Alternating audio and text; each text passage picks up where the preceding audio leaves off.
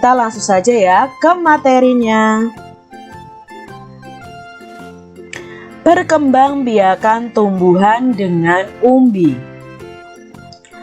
Perkembangbiakan tumbuhan juga dapat dilakukan dengan umbi. Ada umbi batang, umbi lapis, dan umbi akar. Kentang dan ubi jalar adalah contoh tanaman yang berkembang biak dengan umbi batang. Nah, ini adalah contoh tanaman yang berkembang biak dengan umbi batang. Bawang dan bunga bakung berkembang biak dengan umbi lapis. Nah, kita lihat di sini ya. Untuk bawang itu kan adik-adik kalau pernah mengupas bawang itu dalamnya berlapis-lapis, maka bawang ini berkembang biaknya dengan umbi lapis. Sedangkan wortel dan singkong berkembang biak dengan umbi akar. Nah, ini adalah contoh tumbuhan yang berkembang biak dengan umbi akar. Ada bengkoang, wortel ya, lobak, singkong itu berkembang biaknya dengan umbi akar.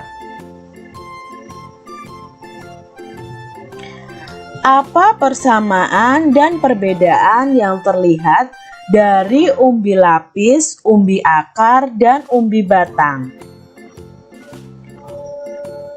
Persamaannya sama-sama tempat menyimpan cadangan makanan adik-adik. Jadi itu nanti yang akan bisa dikonsumsi oleh manusia, itu tempat cadangan makanannya itu.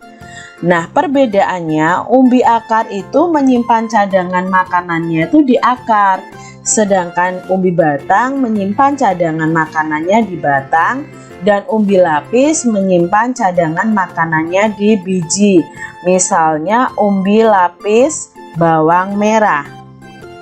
Ada juga persamaan dan perbedaannya seperti ini. Kak Citra buat dalam bentuk tabel. Persamaannya terdapat di dalam tanah.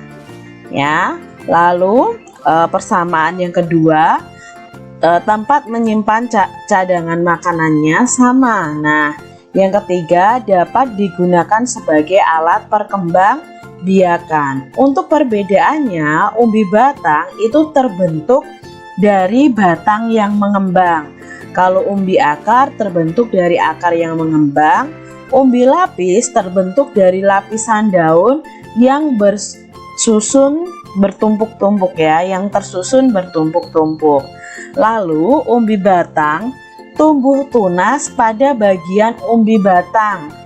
Perbedaannya lagi untuk umbi akar tumbuh tunas pada bagian umbi akar. Untuk umbi lapis tumbuh tunas pada bagian pangkal daun. Lalu perbedaannya biasanya untuk umbi batang ini memiliki akar tunggang ya. Lalu untuk umbi akar itu memiliki akar serabut. Dan untuk umbi lapis juga memiliki akar serabut. Nah, itu persamaan dan perbedaannya.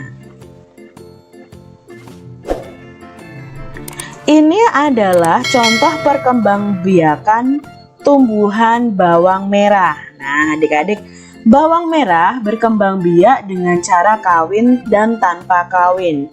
Dan dalam proses perkembangbiakan kawin, penyerbukan bawang dibantu oleh lebah dan serangga lainnya sebelum menjadi benih atau biji yang siap tumbuh sebagai individu baru.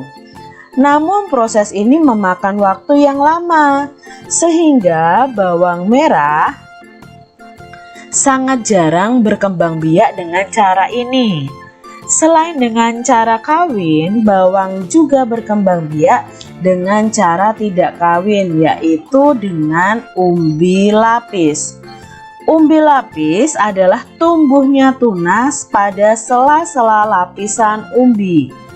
Perkembangbiakan ini menggunakan bagian tengah dari lapisan bawang ini.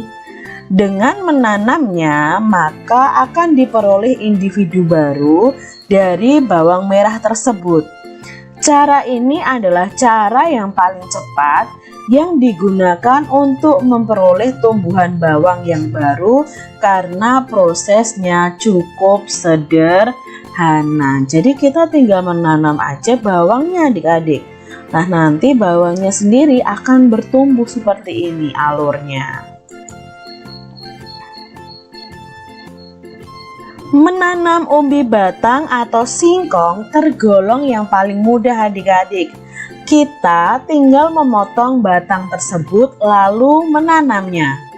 Tunggu beberapa hari maka kalian dapat melihat daun tumbuh dari batang tersebut. Ini adalah cara menanam singkong. Jadi batangnya saja tinggal kita tanam, nanti akan tumbuh adik-adik. Jadi tidak perlu kita menanam bijinya ya, karena singkong sendiri bukan tanaman yang berbiji, cukup batang.